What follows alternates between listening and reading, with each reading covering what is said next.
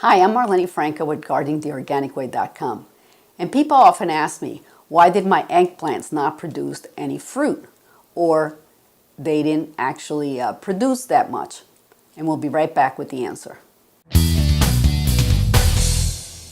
Eggplants are basically warm weather crops, and they need a good amount of warm weather in the evening.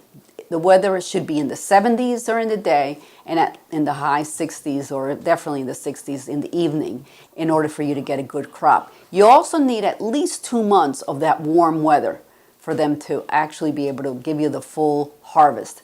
Therefore, you want to make sure that you really have passed the point of any potential frost, as they're very sensitive to cold weather, even in the 50s.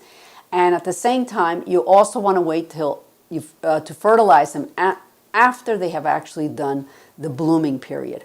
And by that, what I mean is they've gone from just being the plant and they've actually gone into blooming, which means they're about to reproduce. And if you fertilize them after that, then you won't end up with a large plant with no fruit. And the other thing you want to remember is, because they do need a relatively long growing season, and unlike peppers or tomatoes that you can actually eat the eggplant, you can't eat the eggplant when it's young. And the peppers, you can harvest them at any age and eat them. Ideally, the eggplant should be more fully developed. Therefore, about, let's say, 4 weeks before the frost, you want to remove the blossoms, any other new blossoms that come out, so that all the energy goes into whatever eggplant is on the plant, and you'll get them to develop fully. And this way, you'll have a higher production.